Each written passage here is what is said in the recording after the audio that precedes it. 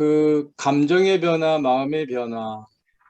네, 프로이트의 카타르시스 이론에 의하면 그 감정의 정화라는 말을 하는데, 음, 이것은 정화 그러면 마음을 깨끗하게 한다라는 느낌으로 생각할 수 있지만, 사실은 그 마음이 더러워서 깨끗하게 한다기보다는 신진대사처럼 우리가 배설물을 그 깨끗하게 하긴 하는 거죠. 그런 의미가 많습니다. 그래서 카타르시스. 그래서 이제 그 분노 같은 것도 방출을 해야 된다라는 거죠. 그러니까 성적 욕구도 뭐 리비도 뭐 이렇게 해서 방출을 해야 되는데, 그것이 이제 그 제재를 당하면 이제 문제가 생긴다. 그런 거죠. 그래서 분노도 방출하라. 그 욕치료도 사실 그런 맥락에서 나오는 것인데, 에, 이제 정말 더러운 것이 있다면, 우리 마음에 감정이든 마음이 더러운 게 있다면 그것은 죄 때문에 더러운 거죠. 그 더러움을 깨끗하게 하는 것은 십자가의 보혈이죠. 아멘. 감정 분출로서 그것이 깨끗해지지는 않죠. 그래서 심리학에서 말하는 감정 전환의 깨끗함은 신진대사 같은 그런 이제 소통적 클리닝 이런 얘기고, 정말 더러운 것을, 인간의 정말 더러움은 죄로 인한 더러움인데, 그 더러움을 씻는 것은 십자가의 보혈, 죄를 대속하는 것만이. 그 다음에 우리의 수치, 예, 수치감을 더럽게 생각하기도 하죠. 근데 그 수치는 죄로 인한 수치야 당연히 죄가 없어져야 되는 것이지만, 내 죄가 아닌데도 생긴 수치, 그것이 또 이 뿌리 역할을 하기도 하거든요. 사실 상처에 의한 분노뿐 아니라 어찌 보면 이 수치감이 굉장히 큰 것일 수 있는데, 그 수치를 주님께서 그 수치를 다 씻어주시고 변화시켜주시고 우리를 새롭게 하시고 우리 때문에 최악의 수치를 당하신 거죠. 사실 뭐 변변치 못한 존재가 수치를 당하면 크게 부끄러울 게 없죠. 그런데 남루한 옷을 입은 사람에게 뭐 구정물 좀 튀었다고 해서 뭐 크게 달라질 게 없겠지만, 정말 세마포 같은 옷을 입었는데 구정물이 튀기면 엄청 더러워진 수치가 되겠죠. 흠도 점도 없으신 어린 양 같은 주님의, 하나님의 아들 어린 양이 십자가의 수치를 당한 것은 같이 함께 매달린 강도가 당한 수치와는 비교할 수 없는 거죠. 왜냐하면 수치 당하는 분의 신분 때문에 더욱 수치스러운 것이죠.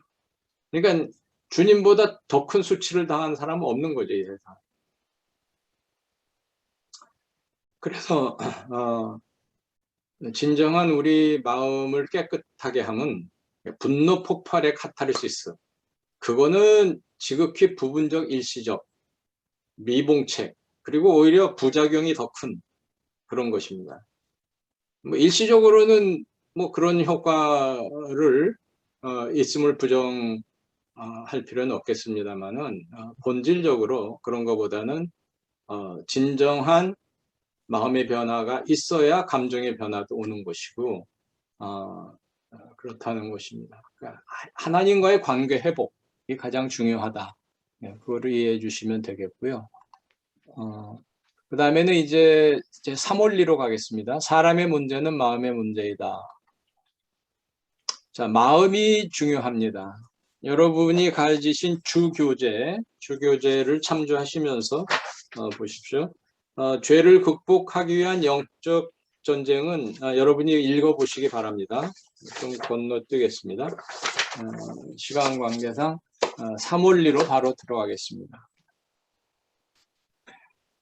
마음이 중요한 이유는 행동만 수정하려고 해가지고는 본질적인 해결 변화가 되거나 또 지속적인 그 변화의 유지가 잘 안 되기 때문이죠. 제이 아담스는 프로이드를 비롯한 심리학자들이 저희가 여태까지 나눈 바대로 인간의 본질적인 영혼의 문제를 또 죄성의 문제를 전혀 다루지 않았기 때문에 정말 그 겉핥기식의 그런 미봉책을 내놓을 수밖에 없는 그래서 이 상담의 뿌리를 성경으로 옮기자 성경적 인간관으로 옮기자 하나님의 피조물로서의 인간 선악과를 따먹고 범죄한 죄성을 가진 존재로서의 인간 그걸 인정하고 또 하나님 말씀을 대면해서 그 말씀에 순종하고 말씀대로 행동하고 이런 큰 뿌리를 옮겨온 것은 사실인데 무엇이든지 처음 시작할 때는 좀 미흡한 점이 있죠. 제 아담스에 있어서의 문제점은 뭐였냐면 행동에 초점을 두었다는 것입니다. 왜냐하면 프로이드가 너무나 잠재의식 옛날 상처 밑도 끝도 없이 그 본인도 기억을 못하는 안락의자의 비스듬히 입혀놓고 옛날 얘기 회상하라고 하고 말을 시키고 또 최면술까지 걸고 그게 끝도 없이 밑도 끝도 없이 그렇게 해가지고 그 옛날 상처가 어때서 이렇다 그거에 반발해서 생겨난 게 행동주의 심리학이기도 하거든요. 근데 제이 아담스도 프로이드에 대한 반발이 심하다 보니까 하나님 말씀을 순종함에 있어서도 행동을 하라. 사랑할 때에 사랑의 감정이 안 나는 걸 어떻게 해요? 감정이 떠오를 때까지 기다려가지고 어느 세월이 하냐. 사랑의 행동을 일단 하라. 사랑의 행동을 말씀 순종에 의해서 하다 보면 감정도 따라온다. 또 그게 과히 틀린 말도 아니긴 합니다만은 그래서 행동을 자꾸 강조하다 보니까 무엇을 간과했냐면 이 마음의 중요성에 대해서 그 깊이 들어가질 못했던 것입니다. 그랬는데 그 2세대 제이 아담스의 제자인 데비 팔리슨, 폴 트립, 에드워드 웰치 이 세 사람은 성경을 더 깊이 연구한 거죠. 상담적으로 더 연구한 끝에 행동으로 순종해야 되는 건 맞지만 그 행동이 온전하려면 마음이 먼저 변해야 되고 그 마음이 또 지속되어야 한다. heart issue, 하트가 중요하다라는 얘기를 합니다. 성경에는 마음에 대해서 많이 말하고 있어요. 잠언에도 너희는 무릇 지킬 만한 모든 것보다 너의 마음을 지키라고 했습니다. 모든 것이 마음에서 나온다.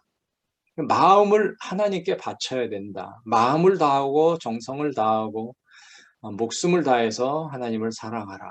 그러니까 마음을 다하지 않으면 제대로 된 행동이 나올 수가 없죠. 마음은 딴 데 가 있는데 억지 행동을 하는 거는 오래가지 못하죠. 또 진정성이 없고 가식적이 되기가 쉽죠. 그래서 인간의 뿌리는 마음에 있다. 마음이 진정 변화돼야 된다. 근데 우리 마음에 온갖 죄성이 들어있다 이 말입니다. 그래서 정말 우리가 변화되는 거 거듭남이라는 게 왜 필요하냐. 성령으로 거듭남. 우리의 마음이 바뀌어야 되기 때문이죠. 그러니까 우리의 마음은 영혼과 직결되어 있는 거죠. 영혼이 바뀌어야 마음이 바뀌는 것이죠. 그래서 그 성령 에베소서에도 술 취하지 말라 있는 방탕한 것이 성령의 충만을 받으라. 술 취함과 성령의 충만을 대조시켰습니다. 그러니까 내 마음 나도 몰라 그러는데 예수 믿고 나서 어찌 된 건지 은혜 받고 나서는 정말 내 마음이 나도 모르게 자꾸 예수님 사랑하고 입에서 찬송이 나오고 자나깨나 주님 생각 그게 마음의 변화인 거거든요.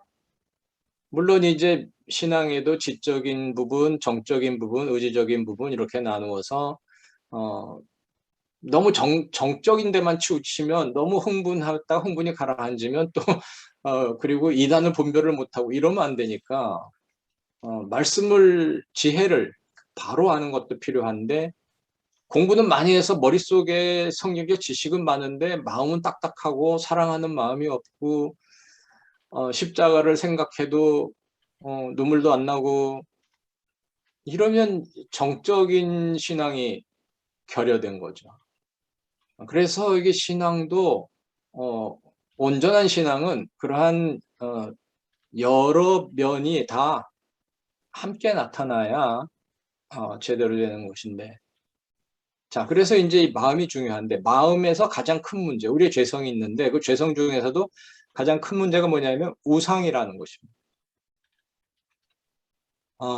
구약을 보면 이스라엘의 모든 역사가 하나님, 그리고 그 다음에 늘 등장하는 이슈는 하나님을 배반할 때 생기는 우상.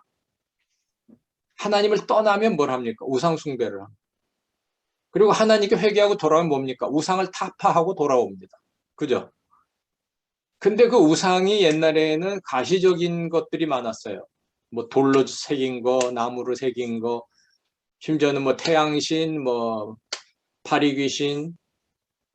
근데 신약에 와서 보니까 그런 눈에 보이는 물질만 우상이 아니라 탐심도 우상 숭배라고 했습니다. 우리 마음, 탐심은 마음에 품는 거잖아요. 우리 마음에 온갖 우상이 들어있다는 거죠. 교만도 우상이고, 내 자신이 우상일 수 있고, 어떤 사람이 아이돌, 요즘 뭐 청소년들이 열광하는 아이돌이 뭐야? 우상이라는 거죠. 아이돌이 우상. 인간의 무엇인가 열광하고 숭배하고 너무 사랑하고 하나님은 어디 간지 뒷전이고 그런 걸 다 우상으로 표현하고 있습니다. 우리 인간은 다 우상 제조 공장인데 예수 믿는 사람도 우상이 과거에 있었고 또 일시적으로 없어졌지만 또 생겨날 수도 있고 이스라엘 백성들을 보면요 때로는 신기한 게 하나님과 우상을 동시에 섬겨요. 산당이라는 거 그게 하나님을 올바로 섬기면 그럴 수가 없는 건데 그렇다고 또 하나님께 예배를 안 하는 건 아닌 근데 그런 상태를 가만히 보면 이게 옛날 이스라엘 사람들에게 있던 게 아니라 현대 교회에도 우리에게도 있는 게 아닌가 그런 생각이 듭니다. 그래서 우리는 항상 우리 마음을 점검해 볼 필요가 있어요. 우리 마음에 갖가지 우상이 있을 수 있습니다. 돈 보면 절하지 않는 사람이 있느냐 이런 말 하는데 돈, 우리 마음속의 욕망, 여러 가지 그런 것들 내 마음을 지배하고 있는 것, 내 마음을 사로잡고 있는 것 그런 걸 다 우상이라고 할 수 있어요. 그런 것들이 우리로 하여금 하나님께로부터 멀어지게 하는 것이죠. 하나님을 예배하지 않고 딴 것을 예배하게 하는 것이죠. 자, 그러면 이제 데이비드 팔리슨 교수가 이런 얘기를 합니다. 그러한 우상을 어떻게 하면 경계할 수 있느냐, 어떻게 하면 우상에 사로잡히지 않는 그것은 오픈 핸드, 열린 손이다 그렇게 말합니다. 우리에게 desire, 욕망이라는 것은 존재하고 필요합니다. 아무 의욕이 없으면 식욕이 없으면 밥을 못 먹으면 죽죠. 식욕은 있어야 됩니다. 식탐은 좀 곤란하죠. 그러니까 식욕은 건강한 사람에게 당연히 있는 거고 그거 있어야 우리가 먹고 사는데 지나쳐서 먹는 걸 너무 밝혀 너무 욕심이 과해 그거는 식탐 그러죠. 그러니까 탐욕이 거기에 붙어버리면 식욕에 탐욕이 붙어버리면 문제가 돼요. 그러니까 정상적인 욕망은 나쁜 게 아니에요. 우리가 의욕이 있어야 공부도 하고 또 일도 하고 돈도 벌고 그래야 또 생활도 하고 또 선한 일에 돈도 쓰고 그러니까 돈을 벌겠다는 욕망 자체가 나쁜 건 아닌데 그런 욕망이 지나쳐 발전하는 거죠. 나쁘게 발전. 그래서 우리의 모든 욕망이 요구가 된다는 요구는 내놔 가져야 돼. 요구가 심해지면 뺏으려고 하게 되죠. 그 다음에 그 요구가 강해지면 더 강해지면 필요 나 이거 없으면 안 돼. 그 내가 필요한 거는 보면은 움켜쥐고 그 다음에 절대 놓지 않죠. 그래서 오픈 핸드가 필요하다. 손을 벌리고 나에게 필요한 것들이 있지만 하나님께 구하고 하나님께서 주시면 또 내가 열심히 일해서 가질 수도 있지만 하지만 하나님이 가져가시면 손이 열려 있으므로 가져가시는 거예요. 욥을 보십시오. 욥은 오픈 핸드예요. 어마어마한 축복을 받아서 부자가 됐지만 하루아침에 다 가져갔어요. 다 없어졌어요. 하나님이 뺏어간 게 아니라 사탄이 친 거지만 하나님이 허락하셨죠. 그러니까 사탄이 장담하기를 그걸 다 뺏으면 하나님을 저주할 겁니다. 여전히 하나님을 예배하겠습니까? 그랬으나 욥은 내가 적신에서 와서 적신에 갈지라 하나님은 여전히 찬송받으실 분이라. 손을 펴고 있기 때문에 주신 분도 하나님, 가져가신 분도 하나님, 내가 무슨 말 하리요? 그래도 하나님은 하나님. 그게 욥이에요. 그래서 위대한 욥이죠. 욥기가 생긴 거죠.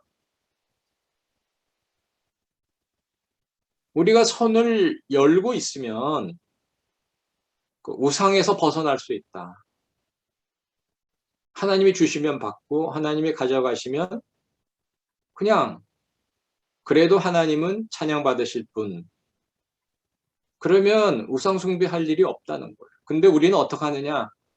내가 필요하다고 생각하면 손을 움켜쥔다는 거죠. 절대 안 놔. 이거는 하나님도 가져가실 수 없어라는 거죠. 그래서 이제 이러한 필요, 이 필요가 정당한 필요면 괜찮아요. 나는 하나님을 예배하지 않으면 안 돼. 그 필요는 괜찮아요. 그 필요는 누구한테 빼앗길 수 없고 빼앗겨서도 안 되고 또 우리가 먹고 살아야 되니까 음식이 필요한 거예요. 어쩌겠어요. 물론 네가 하나님을 배반해라 아니면 먹을 거 안 주겠다. 그러면 내가 금식을 각오하고 금식하다 죽을 걸 순교를 각오하고 그거는 순교죠. 그러나 그런 경우가 아니고 내가 음식이 필요하다. 꼭 필요해서 나는 꼭 음식을 먹어야겠다. 그게 잘못이 아니죠. 근데 우리가 때로는 그런 필요가 아닌 정말 필요하지 않은 것을 욕심을 내어서 필요라고 말하는 거죠. 그 폴트립 교수가 그 청소년에 관한 책을 쓰는데 거기에 나오죠. 자기 아들이 그 몰에서 말이죠. 쇼핑몰에서 신발 가게 앞에서 스니커를 들여다보면서 I need them 이렇게 말했어요. 나는 저 스니커가 필요해. 근데 자기도 모르게 그 교수님이 아빠가 그 아이의 신발을 보는 거예요. 아니 2주 전에 자기 엄마가 사준 새로운 스니커를 신고 있으면서 I need it. 왜 그 새 스니커가 필요한가? 그 무슨 브랜드가 있어요. 브랜드. 뭐 여기 우리나라 같으면 뭐 그 파카 그런 게 있었죠. 노스페이스. 그래서 그거가 그냥 없으면 학교 못 간다 그래가지고 엄마가 푼돈 모아서 사줬더니 그거 입고 등교한 첫날 짱이 패거리가 둘러싸고 벗어. 그래서 빼앗긴 사건이 뉴스에 나오고 하는데 아무튼 나 저거 꼭 입어야 돼. 나 저거 꼭 신어야 돼 하는 I need 새로운 새 운동화를 신고 있으면서도 그 특정 브랜드 우리 아이가 어렸을 때는 그 뭐 닥사이드라는 게 있었는데 그거 안 신고 가면 학교를 못 간대요. 그렇게 얘기하는 청소년들. 온갖 것이 다 내 필요라는 거예요. 정말 필요한 것이 아닌 하나님께서 인정하시는 필요가 아닌 거를 우리는 필요라고 하고 그걸 움켜쥐는 거죠. 그것이 내 마음속에 그런 게 다 자기 자존감, 자기 사랑, 상처 이런 게 우상이 되었을 때 어떤 일이 벌어지겠는가. 엄청난 우상 숭배죠. 궁극적으로는 이 모든 우상 숭배가 궁극적으로는 자기 자신을 숭배하는 것입니다. 네, 이 마음의 문제는 나중에 방법론 할 때 서두에서 한번 그 뿌리 문제를 다뤄보도록 하겠습니다. 다음은 네 번째 원리를 보겠습니다.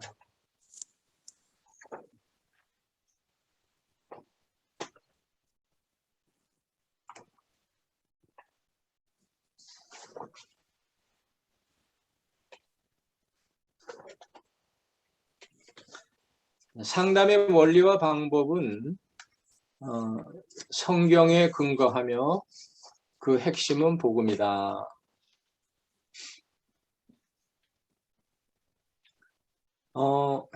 그러니까 성경적 상담이라는 것은 성경적으로 상담하는 것입니다. 그러니까 당연히 성경을 잘 알아야겠죠. 성경의 모든 원리도 있고 또 성경의 상담의 방법조차도 성경에 있다 하는 것입니다. 이제 그 부분은 좀 우리가 지혜가 필요합니다. 그러니까 원리는 성경에 있지만 방법은 뭐 세상 학문의 도움을 받아야 하지 않느냐. 예, 약간의 도움을 받을 수 있습니다. 또 공부해야 됩니다. 하지만 사실 중요한 방법은 성경에 다 있습니다. 자, 일단 성경 말씀의 기능을 보면요. 5가지 효능이 있어요. 첫째는 성경 말씀을 통해서 우리는 하나님을 알게 됩니다. 신학이 무엇입니까? 하나님에 대해서 공부하는 것이죠. 그런데 하나님에 대해서 알려면 무엇을 연구해야 됩니까? 성경을 연구해야 됩니다. 성경에 하나님을 스스로 나타내 주셨기 때문에 하나님께서 보내신 선지자가 한 말씀, 하나님께서 보내신 서기관들이 기록한 글, 또 하나님 보내신 사도들, 예수님의 제자들이 쓴 글, 이러한 것이 성경이지 않습니까? 그러니까 거기에 보면 하나님에 대해서 자세히 가장 정확하게 기록하고 있기 때문에 하나님을 알고자 하면 성경을 연구해야 되는 것이죠. 그래서 말씀을 연구하면 하나님을 알게 되고 그 다음에는 말씀을 통해서 내 자신이 누구인지 알게 됩니다. 인간이 어떤 존재인가 또는 나라는 인간, 내가 누구인가를 알려면 성경을 알고 말씀 속에서 하나님을 알게 되고 그 다음에 하나님이 창조하신 인간 그리고 그 인간 중에 하나인 나를 알아야 나를 바로 알 수 있는 거죠. 그 다음에 세 번째는 나의 적이 누구인지도 알게 됩니다. 말씀을 통해서 나의 적은 남편도 아니고 아내도 아니고 자녀도 아니고 아버지도 엄마도 아니고 친구도 아니고 사탄이다. 우리의 적은 사탄이다. 그것을 알게 되죠. 넷째, 고난 속에 있는 사람이 하나님을 붙들게 됩니다. 말씀을 통해서. 말씀 한마디가 얼마나 소중하고 얼마나 능력이 있는지. 말씀으로 위로를 받기도 합니다. 제가 상담하던 분 중에 여성인데 이 젊은 분인데 상담을 많이 받아봤어요, 이분은. 근데 자기는 상담받는 게 참 힘들다. 상담을 받으면 자기 어려운 일, 힘든 일, 그런 걸 다 말해야 되는데, 말하는 게 참 힘들다. 그리고 상담을 받으면 그때는 기분이 조금 좋아진다. 근데 집에 가면,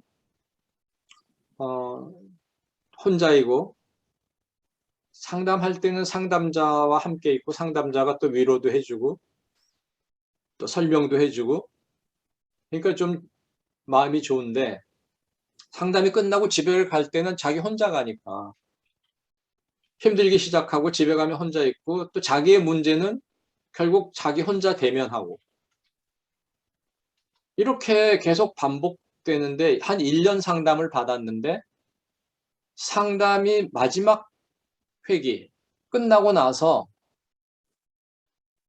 이제는 정말 자기 혼자 돌아가고 자기 혼자 문제를 대면해야 되는데 그때 자기가 상담의 위대함을 깨달았대요.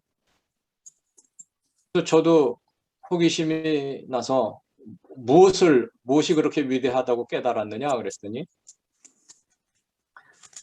이제는 정말 나 혼자고 이제는 정말 나 혼자 나의 문제를 대면해야 되는데 결국은 그 문제를 대면하고 해결해야 되는 거는 나 하나뿐이구나, 나 혼자구나 라는 거를 깨닫게 해주는 게 상담이라는 거예요. 그래서 그게 상담의 위대함이라는 거예요. 그래서 저도 모르게 피식 웃으면서 그게 무슨 위대함이냐, 그것은 상담의 무능함이지 이랬어요. 이제 말해놓고서는 아차 싶었죠. 내가 말실수를 한 거죠. 너무 황당해서 말실수를 한 거죠. 그러니까 이제 수습을 해야 되지 않습니까? 그래서 제가 얼른 이렇게 말했습니다. 네, 그것도 상당한 깨달음이긴 합니다. 하지만 그게 아니라 내가 상담을 받으러 왔을 때는 혼자 왔지만 상담을 받고 나서 집으로 갈 때는 나 혼자가 아니고 주님이 함께 가시고 내가 집에 가서 나의 문제를 대면하게 될 때는 이제는 나 혼자 대면하는 것이 아니라 주님이 나와 함께 대면하게 된다 라고 생각하는 것이 더 낫지 않겠어요? 라고 말하면서 이사야서 41장 10절을 펴서 그 성경을 주면서 읽어보라고 했습니다. 그게 뭔지 모르시는 분은 찾아보셔도 좋고요. 대부분은 아시는 구절이죠. 두려워 말라 내가 너와 함께 함이니라 나의 위로 오른손으로 붙들어 주리라 하신 그 말씀을 주고 읽어보라고 했어요. 이분이 그걸 받아가지고는 읽지는 않고 물끄러미 들여다보고 있어요. 그러더니 눈에서 눈물이 뚝뚝뚝뚝 떨어져요. 이분은 한때 신학 공부도 하신 적이 있는 분이에요. 그 구절을 모를 리가 없어요. 또 예수 믿는 사람은 주님이 함께 하신다는 거 늘 우리가 입으로 달고 찬양에 부르고 설교 말씀에 항상 듣고 그러는 건데 그런데 주님이 함께 계신다는 사실을 잊고 살았어요. 근데 그 전에 알았던 성경 구절이지만 그 시점에서 딱 그것을 보니까 나는 잊었지만 주님은 내 곁에 계셨구나라는 게 깨달아져서 눈물이 난 거예요.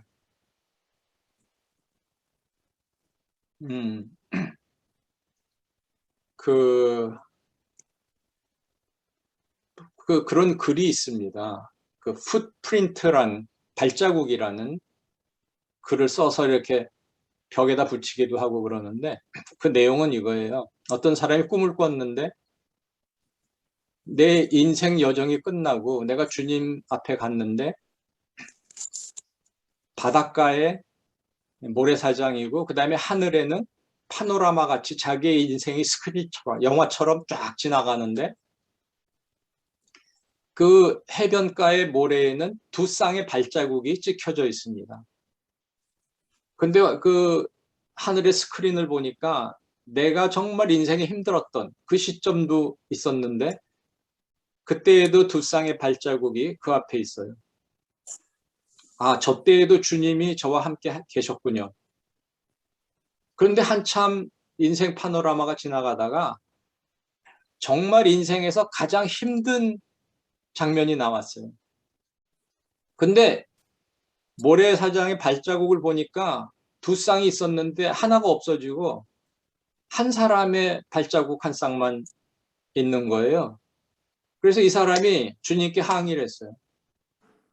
주님, 저 때가 내 인생의 가장 힘든 때인데 주님은 그때 어디 가셨습니까? 왜 저를 혼자 두고 어디 가셨습니까? 그랬더니 주님께서 하시는 말씀이 나는 아무 데도 가지 않았다. 그때 네가 너무 힘들어해서 걸을 수도 없기 때문에 내가 너를 안고 걸었다. 그래서 저 발자국은 너의 것이 아니라 나의 것이란다. 그게 그 글이에요. 이 내담자가 이사야서 41장 10절을 보는 순간 그걸 깨달은 거죠. 물론 그 풋프린트 글을 생각했는지 그건 모르겠습니다. 근데 그 사실 주님은 항상 곁에 계셨는데 내가 주님 손을 놓고 주님을 잊어버렸다. 그 깨달은 거죠. 우리가 잘 아는 성경 구절 하나가 이렇게 사람에게 영향을 줄 수 있다라는 거예요. 그리고 이 말씀이 하나님의 양자의 능력을 받게 한다. 그런 능력의 말씀이기 때문에 우리의 삶을 변화시킵니다. 우리의 모든 상처를 치유하십니다. 우리의 모든 죄를 사해 주십니다.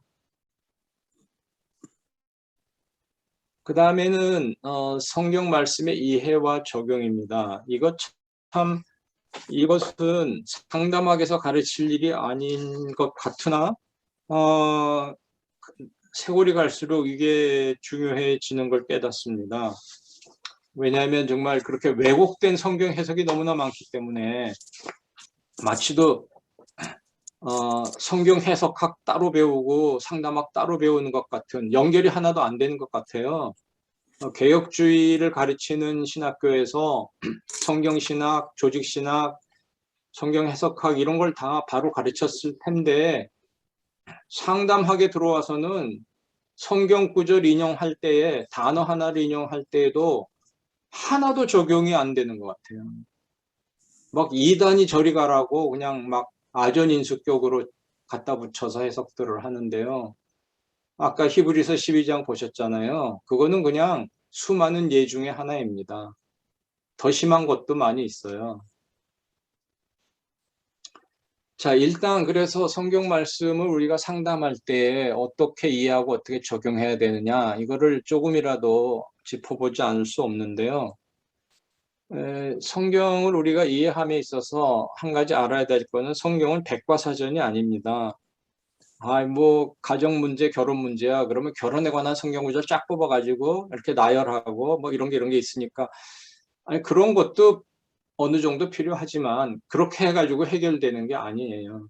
성경을 그렇게 적용하는 것이 아닙니다. 또 성경 이해가 온전히 되지 않습니다. 개혁주의 성경 해석은 첫 번째 원리가 성경으로 성경을 해석한다입니다. 성경이 서로 그러니까 특히 구약과 신약은 상호 보완적입니다. 구약 따로 신약 따로 해가지고는 이해가 잘 안 돼요. 실제로 예수님도 구약 성경을 많이 인용하셨고요. 사도들도 그랬고, 그 다음에 그 인용한 걸 잘 이해하려면 구약을 연구하고 구약을 이해해야 됩니다. 그리고 구약은 오실 메시아를 초점으로 쓰여졌고 신약은 오신 메시아를 초점으로 쓰여졌습니다. 그래서 언약신학이라는 걸 이해해야 성경을 관통할 수 있는 거거든요.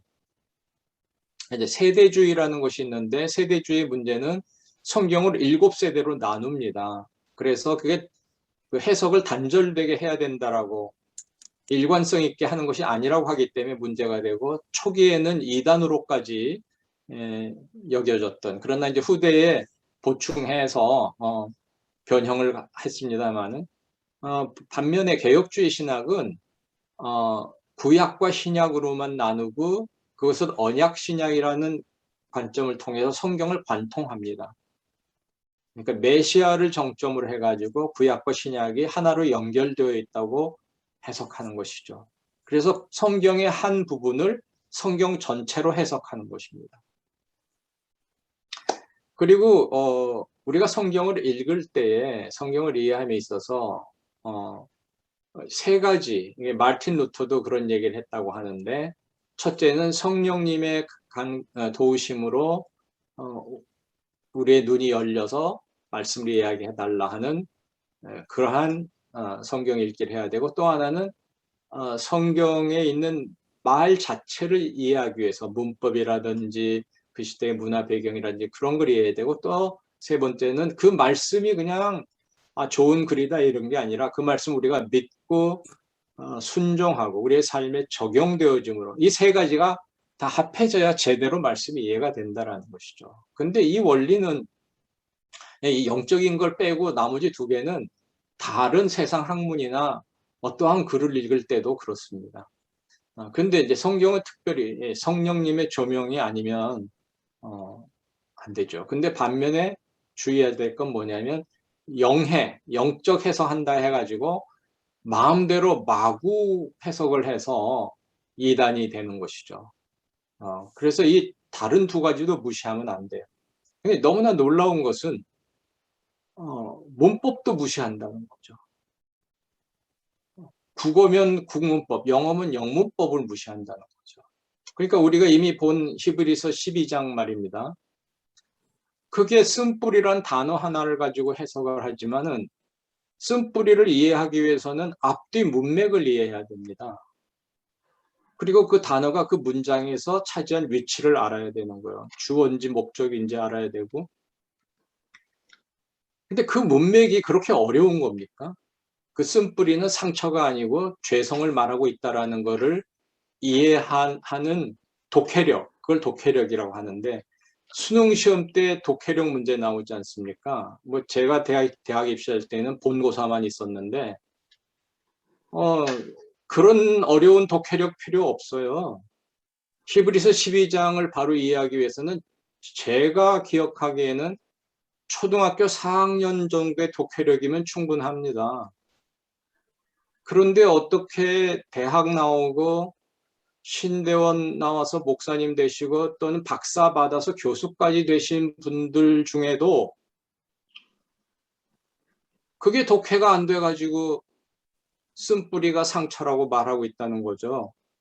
이거를 국어 실력이 초등학교 실력이어서 그렇다고 이해해야 될까요? 이거 어떻게 해야 될지 모르겠어요. 무언가 성경을 이해하는, 아니 어떤 문장이든 어떤 글이든 어떤 책이든 이해하는 기본적인 그 원리나 방법을 무시한 거죠. 이거는 영적인 것도 필요 없고요. 그냥 문법적인 독해력. 그 구문론, 영어에서 구문론이라는 게 팔품사만 배워가지고는 안 되고 구문을 해야 영어를 이해한다. 그래서 한참 공부를 한 기억이 납니다만. 문장을 분석할 줄 알고 컨텍스트, 문맥을 이해할 줄 알면 단어의 뜻도 나오는 것인데 그거를 무시한 해석이죠. 성경 전체를 그런 방식으로 하는 것이 백과사전식 접근입니다. 성경을 백과사전식으로 하면 그럼에도 불구하고 바로 이해할 수도 있습니다만은 마음먹기 따라서는 다른 이유에 의해서 혹은 실력이 부족해서 부분적인 해석을 잘못하는 거죠. 전체를 이해 못하기 때문에 혹은 전체 해석을 무시하고 자기가 붙이고 싶은 해석을 붙이기 때문에 그래서 성경을 이해하거나 적용할 때는 백과사전식으로 해서는 안 된다. 성경 전체를 이해하고 그것이 바로 언약 신학입니다. 메시아를 중심으로 한 성경의 흐름을 이해하고 이제 거기서는 이제 조직 신학이 필요하게 된 것이죠. 복음을 이해해야 되죠. 복음에 비추어서 성경 말씀을 이해해야 되는 것이죠.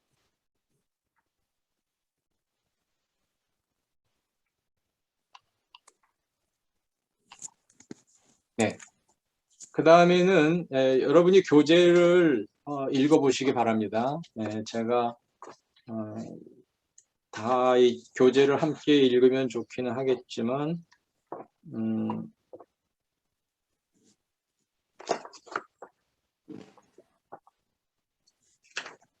그리고 이제 그 백과사전식 교재 16페이지 보시면 거기 그 말씀을 조금 언급하는 게 좋겠네요. 이 말씀이 좀 이해가 안 되실 수도 있어요. 왜 그런가가 그렇게 백과사전식으로 하면 자아가 여전히 중심에 있으며 여전히 개인적 필요가 초점이고 여전히 개인적 행복이 목표가 된다. 이 말이 얼핏 이해가 안 되실 수도 있습니다. 근데 그것이 아까 우리가 쭉 살펴보았던 이원리에서 살펴보았던 내용과 연관이 있는 거죠. 그러니까 벌써 쓴뿌리도 왜곡된 전체 그러니까 흐름, 문맥을 무시하고 해석을 했기 때문에 문제가 자의적인 해석이 되지 않았습니까?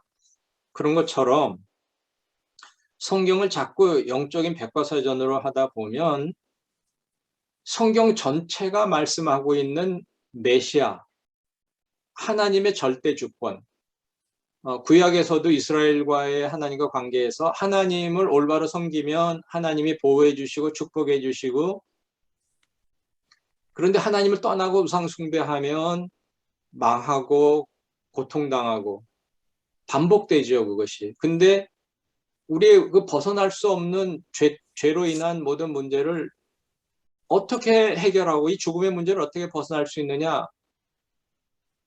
메시아를 보내주실 것이다. 그 메시아가 초점이 되었고, 그 메시아 예수님이 오셔서 십자가에서 우리의 죄를 대속하심으로 해결이 되었습니다. 물론 아직 사람은 이 땅에서 죄도 짓고 죽기도 하지만 결국은 부활할 것이다. 주님이 십자가에서 죽으셨을 뿐 아니라 부활하셨기 때문에, 부활의 첫 열매가 되셨기 때문에 우리는 다시 살아나고, 우리는 죄 씻음 받고 또 몸은 죽어도 다시 살아난다.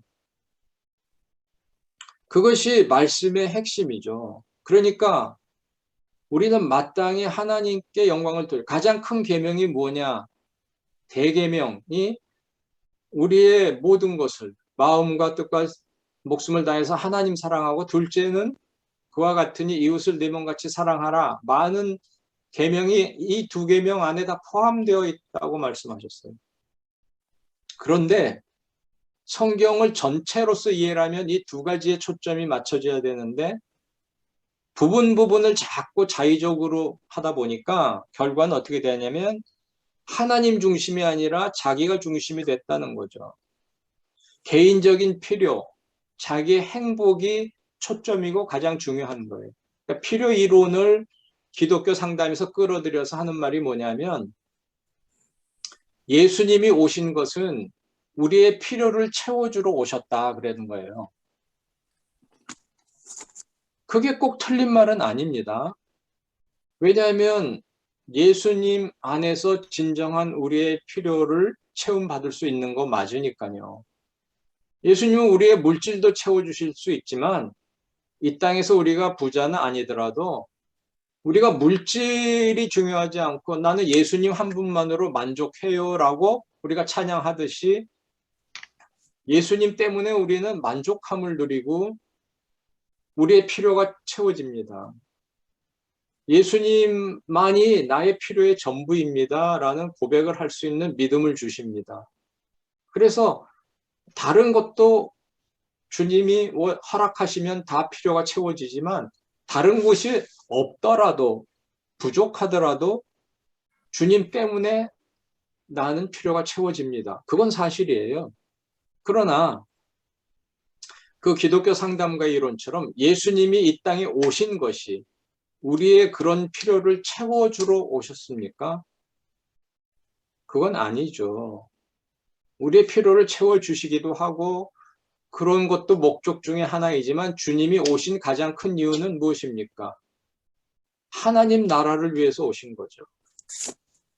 이 세상을 심판하고 성도들을, 택한 백성을 구원하시고 하나님 나라를 완성하기 위해서 오신 거죠. 우리의 직접 관련해서 말한다면 우리의 죄를 대속하셔서 우리의 죄를 없애시고 그 죄의 결과인 죽음의 권세를 깨뜨리시고 부활의 첫 열매가 되셔서 우리를 살리시고 마침내 하나님 나라를 이루시기 위해서 오신 거죠. 이 땅에서 우리의 필요, 나의 자존감, 나의 자기사랑, 나의 상처 치유, 나의 물질 부자 되는 것, 나의 명예, 나의 권세, 나의 운동화, 그런 나의 원하는 욕심, 이 세상에서 내가 갖고 싶은 것을 내가 필요라고 말하는 그것들 채워주러 오신 것은 아니라는 거죠. 주님 보실 때 나에게 정말 필요한 거면 우리가 말 안 해도 주실 것이고, 우리가 헛된 거를 필요로 하고 때를 쓰면서 울고불고 하면 주시지 않을 수도 있죠. 아비가 누가 자식이 떡을 달라 하는데 돌을 주겠냐? 구하면 주신다. 그 떡 필요한 걸 구하면 주세요. 근데 돌과 뱀과 전갈을 구하면 주시겠어요? 이 세상에 나쁜 것, 죄악된 것, 마약을 달라고 구하면 정말 좋은 아버지라면 나에게 해로운 걸 주시겠냐고요. 그러니까 응답 안 하시죠. 내가 잘못 구한 건 알지 못하고 내가 구한 거 주지 않는다고 하나님은 내 기도에는 응답 안 하신다고 심지어는 하나님은 없다 하고 그러는 게 우리의 자주 범하는 잘못된 기도죠.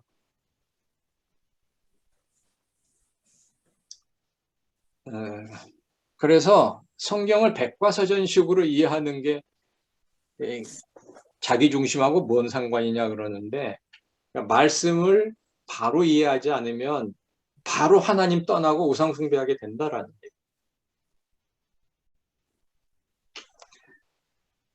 그러니까 성경을 다 알아야 되는 것도 아니고 통째로 다 외워야 되는 것도 아니에요. 정말 명백한 몇 가지만 알아도 우리 삶을 굉장히 바꿀 수 있어요. 근데 그 몇 가지, 단 한 가지라도 바로 이해를 해야지 왜곡되게 내 마음대로 또는 이단이 가르치는 대로 이해를 하면 심각한 문제가 생긴다는 거예요.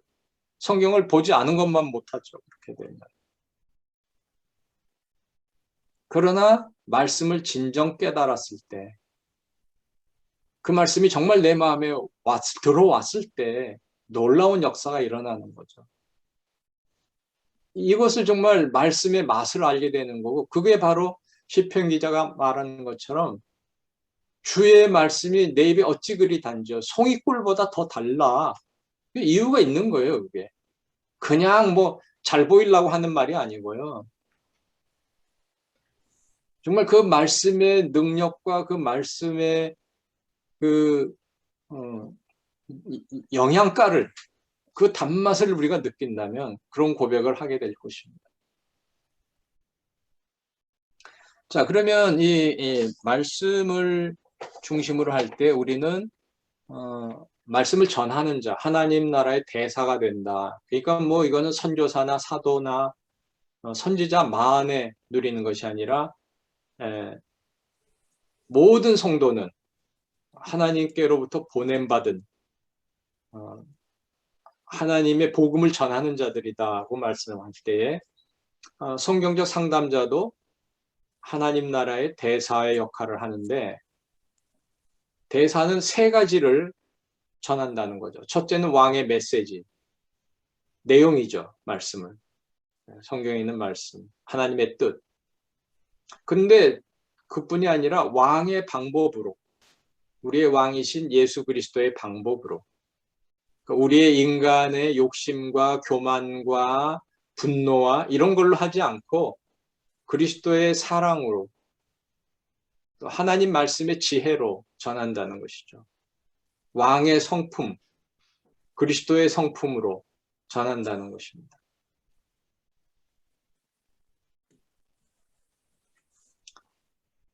그래서 성경적 상담자는 모델이 있어요. 모델이.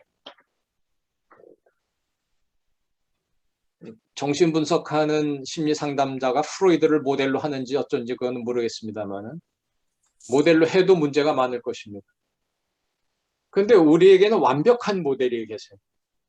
예수님입니다. 예수님은 실제로 상담을 하셨습니다. 예수님의 모든 삶과 말씀과 그 모든 것이 다 우리에게 상담자로서 배울 것을 주시지만 실제 상담을 하시기도 했다는 거죠. 그 샘플을 하나 본다면 요한복음 4장에 있는 사마리아와 여인과의 대화입니다. 수가성 여인의 대화인데 교과서에도 있고 여러분 교재에도 교재에는 그 생략됐군요. 예, 책에는 있고요. 그 다음에 그 유튜브에서 제 이름을 검색하시면 제가 사랑의 교회 수요 예배 때 갈등 시리즈를 하면서 수가성 여인의 갈등이라는 제목으로 설교한 게 있습니다. 그거를 참조해서 보시면 도움이 되실 것입니다. 수가성 여인의 갈등. 요한복음 4장은 흔히들 전도의 장이라고도 하고 또는 예배의 장이라고도 합니다. 전도의 장은 수가성 여인에게 예수님이 전도하셨다는 거죠. 그래서 이건 특별히 개인 전도의 모습이다. 예수님이 전도하실 때에 사람을 많이 5,000명, 4,000명 모아놓고 산상수훈, 그래서 오병이어로 먹이시는 그런 일도 있고, 또 예수님은 환자들을 치유하시면서 그냥 막 환자들이 구름같이 예수님을 찾아와서 어떤 중풍병자는 그 친구들이 지붕을 뜯고 차례를 기다리지 못한 급한 지붕을 뜯고 환자를 내리는, 그러니까 병든 자를 치유하심으로 전도하시고, 이건 정말 뭐 긴 말이 필요 없죠. 치유받은 사람은 뭐 안 믿을 수가 없는 거죠. 그걸 본 사람도 믿고, 귀신을 쫓아내시고. 근데 이 수가성 여인에게는 그 어떤 것도 하시지 않았어요. 설교도 하시지 않고, 뭐 병을 치유하시지도 않았죠. 그냥 대화를 하셨습니다. 그래서 이것이 개인 전도의 모범이다 그러기도 하고, 그 다음에 뒤에 가면 예배에 대한 말이 나오는데, 이제는 하나님께 예배할 때가, 신령과 진정으로 예배할 때가 오나니, 그런 말씀이 있는데, 그것 때문에 이것은 예배의 장이다. 그래서 어떤 목사님은 예배 시작할 때 반드시 예배의 부름하고 하나님께 나온 자는 반드시 신령과 진정으로 예배할지니라, 그 말씀을 하고 예배를 시작하는. 그래서 요한복음 4장이 전도, 예배로서 널리 알려진 성경인데, 이 장은 동시에 성경적 상담의 장이에요. 성경적 상담의 핵심을 잘 보여주는 이야기입니다. 그 스토리를 잠깐 제가 해설을 좀 해보겠습니다. 예수님이 애초에 사마리아로 가시는 것은 그 영혼들을 사랑하셨습니다. 당시 유대인들은 사마리아 동네를 지나가기 싫어해요. 유대인과 사마리아인들은 상극이고, 유대인들은 사마리아인들을 아주 멸시합니다. 그래서 삥 돌아가죠. 멀리 돌아가고 사마리아 동네를 지나가지 않아요. 근데 제자들이 예수님께 여쭤보니까 예수님이 사마리아 동네로 그냥 가자고 하십니다. 거기에도 구원해야 될 영혼들이 많다. 그래서 사마리아 동네로 지나가시다가 수가성 우물가에 이르렀는데, 점심때가 되었으므로 제자들이 먹을 것을 구하러 가고 예수님 혼자 계셨어요. 그때에 한 여인이 물을 길들어 나왔습니다. 근데 이 여인에게 예수님께서 나 물 좀 달라 하셨어요. 그러니까 그 여인이 답변하기를, 아니 당신은 유대인이신데 사마리아인 여인인 나에게 어찌 물을 다 달라고 하십니까? 이래요. 그러니까 얼핏 들으면 참 이상한 대답이죠. 아니 목마른 사람이 물 좀 달라니까 그러면 얼마나 목마르시겠냐고 물을 떠줄 수도 있고, 근데 아니면 나 바빠서 못 떠줍니다, 뭐 그런 말이라도 그거는 바람직하진 않지만, 근데 그게 아니라 당신은 유대인이고 나는 사마리아인 여인이고 왜 그런 얘기부터 하냐고. 그 당시에는 이런 말도 서로 붙이지 않는다는 거예요. 남녀 간에도 말을 잘 하지 않는 문화인데다가 특히 유대인과 사마리아인은 상종도 안 하는데, 당신은 유대인의 점잖은 남자인데 나 같은 사마리아인, 그것도 여인에게 겸손하게 청탁을 했단 말이죠. 물 좀 달라고. 그게 놀랍다는 거예요. 아니, 목마른 사람이 물 좀 얻어 마시려고 하는 건 놀라운 일이 하나도 아니지만 문제는 나한테 말 걸었다. 유대인 남자가 나한테 말 걸었다. 그 당시에 문화가 사회가 그 정도 사회인 거죠. 근데 주님께서는 그 말에 대해서는 아무 말도 안 하고 뭐 예를 들어 야, 뭐 유대인이라고 뭐 모간 말르고 물 못 마시면 뭐 유대인이라고 안 죽냐? 내가 다급한데 무슨 유대인 사마리아 따지게 됐어? 나 목마르니까 그냥 물 좀 주라. 이렇게 말씀하실 수도 있는데 이제 현대인 같으면 그럴 수도 있는데 주님의 답변은 전혀 그거하고는 상관도 없이 아무 말 못 들으신 것처럼 너에게 물 좀 달라고 하는 사람이 누군 줄 네가 알았더라면 오히려 네가 그 사람에게 그러니까 예수님 본인에게죠. 오히려 그 물을 달라고 구했을 것이요. 그러면 그는 생수를 주었을 것이다. 이게 무슨 말씀이신가? 좀 뜬금없죠, 여인에게는. 근데 하여튼 나에게 물을 준다고 당신이? 근데 의문점이 두 개 있어요. 하나는 당신은 두레박도 없는데 이 우물은 깊은데 어떻게 물을 떠서 나에게 준단 말입니까? 음, 그거죠. 예수님이 두레박이 없는데 물을 떠서 준다. 다른 물이 뭐 수통을 갖고 계신 것도 아닌 것 같고 이 근처에는 물이라고는 이 우물밖에 없는데 두레박이 없으시니 자기가 물을 길러서 나에게 줄 수 없는데 나에게 물을 준다? 그 타당한 매우 합리적인 질문이죠. 그러면 말이죠. 예수님이 그 여인은 물 길러 왔으니까 두레박을 가져왔겠죠. 그러면 그 두레박을 잠깐 빌려서 물을 떠서 주실 수도 있죠. 그건 좀 옹색한 해결이지만 어쨌든 주실 수는 있어요. 물을 뜨는 수고를 해서. 근데 그거는 생각할 수 없다는 거예요. 왜냐하면 주석책에 그런 말이 있습니다. 유대인과 사마리아인들이 서로 상종하지 않는다는 말을 표현하는 말 중에 유대인과 사마리아인은 두레박을 나누어 쓰지 않는다. 그런 말이 있답니다. 그러니까 절대로 있을 수 없는 일이에요. 두레박을 빌려주는 일은 있을 수 없는 일. 그러니까 당신 두레박 없는데 어떻게 물을 날 준단 말이에요. 이게 의문 첫 번째. 근데 두 번째 의문이 있어요. 또 더 큰 거예요. 이게 뭐냐면 설령 당신이 두레박이 있다고 합시다. 그래서 물을 떠서 나 준다고 합시다. 그래도 그것은 당신이 나에게 주는 물이 될 수가 없어요. 왜냐하면 이 우물은 우리 조상 야곱 때부터 대대로 우리 집안에서 우리 동네 사람들이 먹고 산 우물이에요. 그러니까 이 우물은 우리 거라는 거죠. 그러니까 남의 것 갖고 인심 쓰냐 그런 말이에요. 당신이 우물을 퍼서 날 줘도 그거는 결국 우리 우물에서 푼 물이니까 우리 거지 당신 게 아닌데 당신이 뭘 우리를 주냐고. 그러니까 이 여인이요 당대의 변호사예요. 놀라. 이 여인은 지금 뭘 하고 있느냐? 부동산 소유권 논쟁을 하는 거예요 벌써.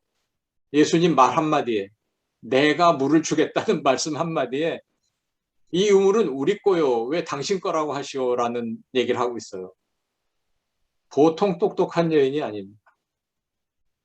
근데 주님의 답변은 더욱 엉뚱합니다. 그래. 그래, 이 우물이 너네 거라고 하자. 사실 이 우물은 누구 거예요? 그 동네 사람 것이지만 사실은 하나님 거죠. 그러니까 예수님은 하나님의 아들이니까 세상 만물을 소유하셨으니까 예수님 거죠. 어, 근데 이 여인의 말이 또 재밌는 게 있어요. 당신이 야곱보다 크니까 그랬어요. 이 말은 또 뭐예요? 이 우물은 우리 거여까진 좋은데 당신이 야곱보다 크니까? 아니, 부동산 소유에 왜 그 말이 나올까요? 이 우물이 처음 보는 낯선 예수님 거라면 두 가지 가능성이 있어요. 하나는 예수님이 나이가 많아서 야곱보다 더 오래 전에 사셨어요. 그래서 야곱 거라고 하지만 이 우물은 내가 원래 팠고 내가 야곱에게 줬어 라고 말할 수도 있는데 그건 아니죠. 예수님은 보니까 아무리 연세를 많이 들어도 30대 뭐 후반까지 본다 해도 그렇게 나이가 많을 수 없죠. 그러면 또 하나는 뭐냐? 예수님은 젊지만 예수님의 집안이 지주예요. 그 지방 일대를 다 소유한 분봉왕 같은 성주였어. 그래서 그 우물을 포함한 이 땅이 다 예수님 집안의 조상의 땅이에요. 내 영지인데 내 땅에다 판 우물이야. 그러니까 이 물은 내 거지. 라고 말할 수 있죠. 그래서 이 여인이 당신이 야곱보다 더 큰 분, 더 높은 분이냐고 물은 거예요. 근데 영지의 지주나 왕이나 황제나 그보다 더 높은 분이죠. 만왕의 왕이신 메시아, 하나님의 아들이십니다. 근데도 예수님은 소유권 논쟁 안 하신 거예요. 그래, 네 거라고 해. 너네 동네 거라고 해. 그래, 이 우물 너희들이 마시고 하지만 이 물을 아무리 마셔봐. 도로 목말라. 근데 내가 주는 물을 마시면 배에서 계속 솟아나서 영원히 목마르지 않아. 라고 말합니다. 그러자 이 여인의 대답이 더욱 놀랍습니다. 주여, 그런 물이 있으면 내게 주사. 내가 다시는 목마르지 않고 여기 물길로 오지 않게 하옵소서라고 말했어요. 자, 그러면 이 여인은 정말 그런 물이 있을 수 있다고 생각했을까요? 예수님 보고 그 물을 달라고 했으니까. 아니, 보통 같으면 점잖으신 분이 사람을 놀리시네. 세상에 그런 물이 어디 있습니까? 이렇게 말해야 정상 아닌가요? 근데 이분은 그런 물이 있다면 제발 저에게 주십시오. 저야말로 그런 물이 필요한 사람입니다. 라고 말했어요. 이 사람이 그런 물이 있으리라고 믿지는 않았을 겁니다. 근데 정말 그런 물이 있다면 절실하게 나는 그런 물이 필요합니다. 왜? 이 우물에 오지 않아도 되니까. 이 사람에겐 왜 그게 절실할까요? 왜 이 우물에 오지 않기를 그렇게 간절히 원할까요? 그것은 이 여인이 예수님과 단둘이 만나게 된 이유입니다. 보통 여인들은 언제 물길로 올까요? 서늘한 아침이나 저녁에 옵니다. 근데 이 여인은 아무도 오지 않는 땡볕에 혼자 왔어요. 그래서 혼자 계신 예수님과 단둘이 만날 수 있는 기회를 얻게 됐죠. 왜 힘들게 땡볕에 올까요? 다른 안악들이 올 때 오면 자기를 힐끗힐끗 보고 수근수근 하기 때문에 그게 너무 싫어서 차라리 내가 물 길는데 힘들고 땀을 더 흘리고 그게 낫지. 그 안악들 있을 때는 안 오겠어. 그래서 대낮에 온 것입니다. 이 대낮에 이 여인은 이 삶에 물 길르는 게 큰 고통이에요. 물 길르러 와서 육체적으로 힘든 것도 있지만 그보다 더 힘든 거는 내가 왜 이 땡볕에 물 길러 와야 되지? 그때마다 머리에 떠오르는 거는 그 안악들의 힐끗힐끗 쳐다보는 눈길, 수근덕거리는 말소리. 그리고 내가 그렇게 흉제 피고 왕따가 되게 만든 그 원인 제공을 한 다섯 남편이 있었으나 지금 동거하고 있는 사람은 남편이 아니니? 라는. 그러니까 자기 사연을 말할 필요는 없지만 나 물길로 오는 건 너무 힘들다라는 그 애로 인생의 고통을 내비친 거죠. 그러니까 여러분이 상담을 하시다가 무슨 대화를 했건 간에 내담자가 자기 인생에 이런 애로점을 내비친다면 그 상담은 잘 되고 있는 겁니다. 근데 이런 걸 꽁꽁 감추고 안 꺼내놓으면 그 상담이 힘들어지는 거죠. 근데 예수님은 물 좀 달라는 말로 시작해서 불과 몇 마디 했는데 이 여인이 그거를 토로하게 만드셨어요. 근데 그 여인의 이 말에 대한 주님의 답변이 더욱 엉뚱하죠. 내 남편을 불러오라 그랬어요. 아니 밑도 끝도 없이 물 얘기하다가 갑자기 왜 남편은. 근데 이 여인은 물 길러 오는 게 일상생활에서 제일 싫은 거지만 하고 싶지 않은 말 중에 가장 하기 싫은 말은 남편 얘기입니다. 그렇지 않겠어요? 근데 왜 그런지 모르는데 이분이 나쁜 것이 남편을 불러오라고 하니, 그러니까 무슨 뭐 우물 얘기를 하려고 하나, 여인과는 그런 어려운 얘기는 못하니까 남편하고 대화하려고 하나, 뭐 그렇게 생각할 수도 있지만 어쨌건 남편 얘기하기 싫으니까 그 화두를 끊어버리는 가장 좋은 방법은 저는 남편이 없습니다. 얘기 끝. 남편이 없다는데 뭐 불러보라고 할 게 없죠.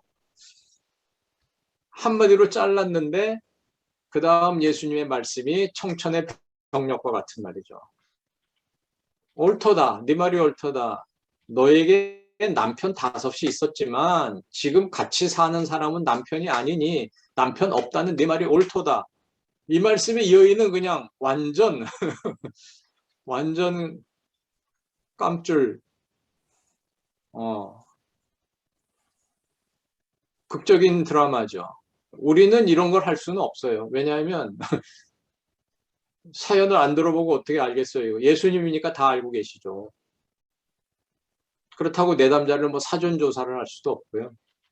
예수님만이 가능한 겁니다. 다 알고 계시니까. 여기는 뭐 기절초풍을 한 거죠.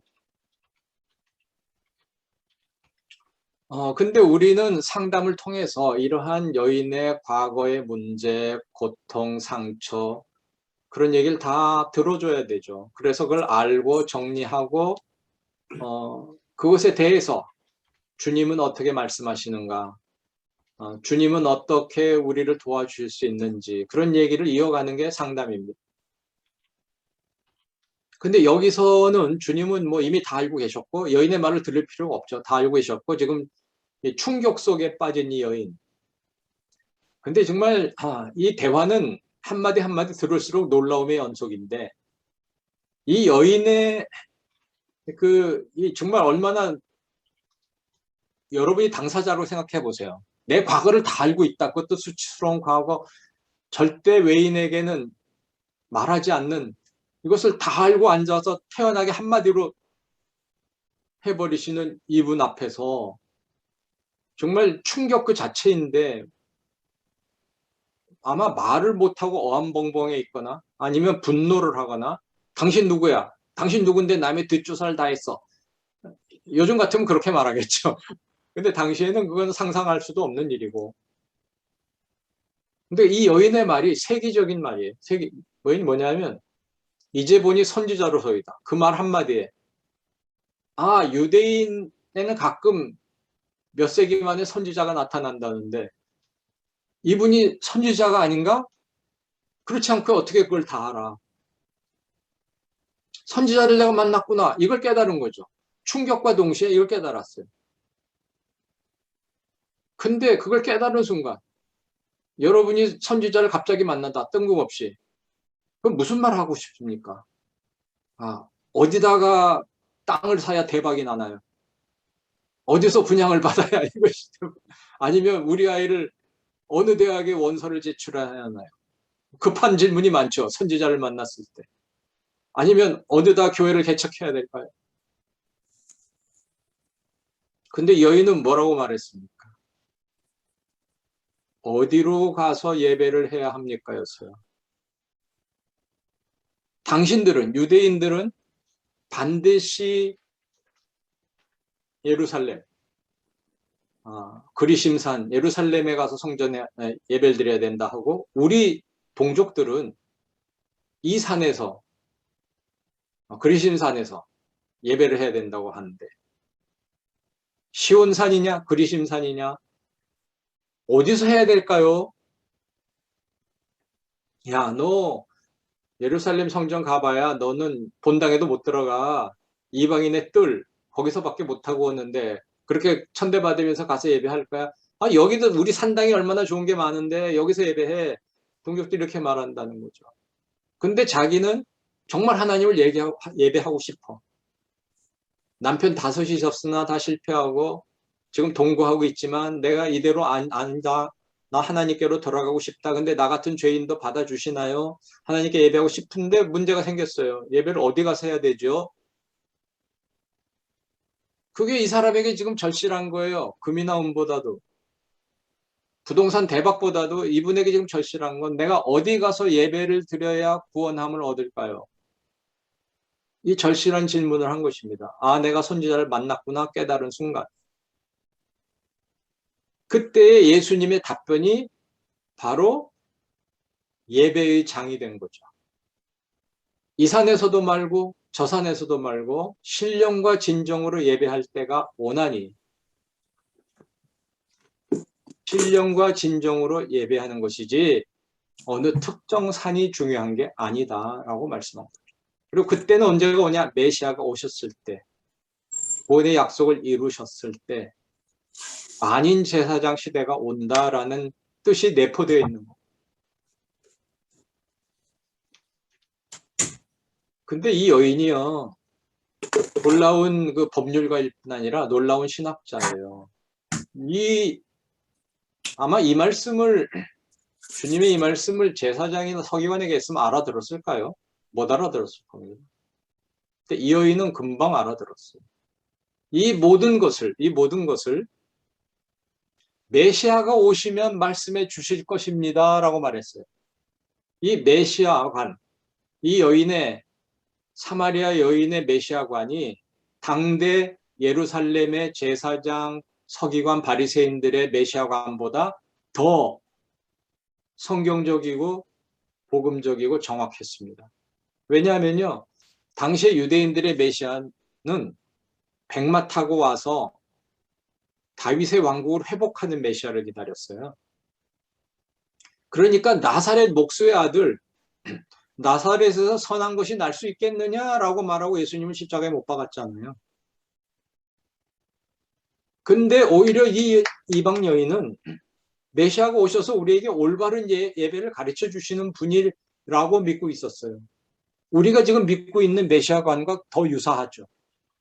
이 여인이 더 바리새인과 제사장들보다 놀라운 대화입니다. 그때 주님이 이제 종지부를 찍는 말씀하시죠. 그 메시아가 바로 나다. 네가 오늘 메시아를 만났다. 그 순간 이 여인은 선교사가 됐습니다. 물동이를 버려두고 마을로 뛰어들어가서 나의 모든 것을 얘기한 사람 와 보라. 이는 메시아가 아니냐. 사마리아의 최초의 복음 선교사가 된 것이죠. 우리 인생은 주님을 만나서 바뀌는 것입니다. 물론 내가 처음 예수 믿을 때 주님 만났죠. 그래서 내 인생 바뀌었고 성도의 삶을 살았어요. 근데 왜 난 또 상담받아야 되는 이런 처지에 있나요? 그것은 우리 성화의 문제죠. 그러니까 미완성입니다. 이 땅의 성도는 완성품이 아니죠. 의인이 된 것이 아니라 의인으로 역임을 받은 것이죠. 칭의. 그런데 그러면 뭐 넌 의롭다고 하고 구원됐어. 도장 찍었어. 그러니까 됐고 맘대로 살아. 그것이 이제 하이퍼 칼비니스트가 유럽에서 방탕했던 이유죠. 그거에 반기를 든 게 요한 웨슬레가 아니야. 뭐 예정했다고 다 믿어. 내가 열심히 믿고 전도도 하고 해야지 해서 감리교가 시작됐잖아요. 그래서 예지 예정설. 하나님은 다 아시지만 구원받는 자는 노력해야 돼. 라는데 하이퍼 칼비니스트는 칼빈보다도 더 지나치게 나갔다. 예정론이. 진정한 예정론은 그게 아니라 하나님은 예정이지만 사람의 편에서는 노력도 한다는 거예요. 근데 내 노력이 결과를 맺는 게 아니다. 하나님의 주권적 역사와 불가항력적 은혜로 인하여 예수 그리스도의 십자가를 내가 믿게 됨으로, 그러니까 믿는 건 나죠. 하지만 하나님의 은혜와 능력 때문에 믿게 된 것이지 내가 잘나서 믿게 된 게 아니라는 거죠. 바로 그겁니다.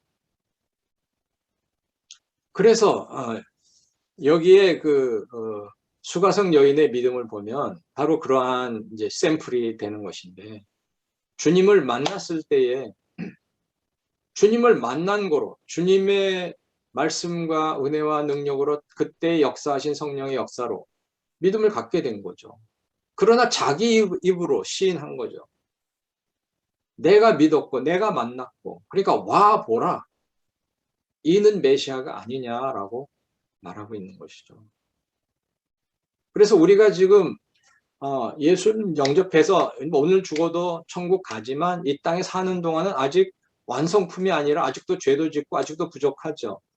그지만 항상 그렇게 살아도 된다는 건 아니고 예수님을 날마다 닮아가려고 노력하죠. 그걸 성화라고 말합니다. 성화. 조금 더 거룩해지고 조금 더 주님 닮고 주님의 영광을 위해서 조금이라도 더 사역하고 전도하려고 노력하죠. 근데 그게 어느 단계만큼 올라가서 합격점이 돼야 그때 구원받는 게 아니고 칭의 예수 믿는 걸로 그냥 구원받지만 늘 조금씩 변화되어 가는데 아직 부족한 게 많고 또 올라가다가 또 어떤 땐 추락해요. 시험에 들고 또 죄 짓고 상담받을 일이 있어요. 상담받으러 왔어요. 그러면 예수를 처음 믿는 건 아니지만 회복하고 혹은 또 신앙이 더 성숙하고 발전하고 싶잖아요. 그것도 주님을 만나야 한다라는 거죠. 처음 만난 건 아니지만 주님을 만나는 것, 주님을 어떻게? 말씀을 통해서 만나고 기도를 통해서 만나고 상담자와 대화하는 가운데 만난다. 수가성 여인의 삶이 변하고 성품이 변하듯이 그것이 성경적 상담입니다. 그래서 이 요한복음 4장은 예수님께서 전도하실 때에 이 사마리아 여인에게 전도의 방법으로 설교를 하신 것도 아니고 병을 고치신 것도 아니고 상담의 방법을 통해서 구원하셨다, 이렇게 말할 수도 있겠지만 예수님이 어디 가서 상담학을 배우다가 적용한 게 아니고요. 예수님의 방법으로 이 여인을 구원하시고 치유하셨는데 그 예수님의 방법을 배워서 이론을 정립한 것이 성경적 상담이다, 이렇게 이해하시면 됩니다. 성경적 상담이 성경 밖에 어디서 만들어져 가지고 성경을 해석하는 게 아니고요. 성경에서 상담적인 원리와 방법을 찾아낸 것이에요. 그리고 모델도 있어요. 그 모델 중에 하나가 요한복음 4장입니다. 그러니까 이것은 안전하죠. 예수님이 보여주신 모범이고 원리고 방법입니다. 그러니까 우리가 열심히 본받아서 써도 크게 잘못되지 않아요. 물론 우리가 인간이기 때문에 인간적으로 우리가 하다가 제대로 못해서 이런저런 실수를 하지만 큰 틀에서 절대 빗나가지 않는 거죠. 왜? 성경에 있고 예수님의 모범이니까. 단 우리가 성경을 마음대로 왜곡하지 말아야 되죠. 정확하게 이해하고 전달하고 적용해야 되는 것입니다. 자, 그 다음에 6번째 원리. 사람은 이 세상에서 고통당하는 존재입니다. 성경적 상담의 미비한 점 중에 하나가 이 부분이었어요. 제이 아담스는 죄를 그저 무시하고 죄를 병이라고 말하고 그냥 말하자면 면죄부를 남발하는 그러한 상담 이론 때문에 죄에 대한 것을 많이 각성을 시키다 보니까 고통을 위로하고 치유하고 하는 부분에서 좀 미진한 게 사실이에요. 그래서 이 부분을 2세대 학자들이 아주 전적으로 많이, 그리고 이제 이 부분에 도움을 준 분이 이제 로렌스 크랩인데, 로렌스 크랩은 상당히 그러니까 심리학은 배격합니다. 하지만 통합주의가 너무나 심리학과 이거를 그냥 살라다 보울이라고 표현한 것처럼 그냥 뒤섞어서 하려고 하는 거, 그거는 있을 수 없고 실패다. 예, 그래서 이제 그 실패했다는 것을 그 교단적으로, 신학교적으로 선포한 게 그 사던 베프티스트 남침내 교단이었는데, 그런 것처럼 역시 로렌스 크랩독은 배격하지만, 그러나 이 그룹은 기독교 심리학 그룹인데, 그럼 기독교의 관점에서 심리학을 재구성하자 이렇게 합니다. 그래서 심리학 방법론을 그래도 버리지 않는 그러한 그룹인데, 그렇기 때문에 성경적 상담하고는 좀 거리를 둡니다. 나는 좀 다르다 이렇게 하는데, 그럼에도 불구하고 이제 그때 이제 성경 상담 처음에 제이 아담스에 대해서 비판한 것이 뭐냐면, 인간이 고통당하는 게 어떻게 고범죄, 의도적으로 지은 죄 때문에만 당하냐. 다른 사람의 죄 때문에도 고통당하는 게 얼마나 많으냐. 인간은 내 잘못이 아니어도 고통당하는 게 많다. 그러니까 고통에 대해서 좀 더 관심을 가져야 된다. 이런 거를 이제 지적을 했거든요. 그래서 그거를 옳게 여겨서 그 2세대 학자들이 많이 연구를 했습니다. 특별히 에드 웰치는 서퍼링이라는 것이 그의 주요 과목 중에 하나예요. 그래서 이제 정리한 것인데, 고통에는 원인이 5가지 있다. 첫째는 나의 죄. 죄 때문에 내가 고통당하는 거 말할 것도 없죠. 사회적인 범죄를 저지르면 잡혀가고 재판받고 감옥 삽니다. 다른 사람의 죄. 나는 잘못한 게 없는데 그냥 밤늦게 퇴근해서 골목을 지나간 것뿐인데 퍽치기를 당했어요. 내가 잘못한 게 아니에요.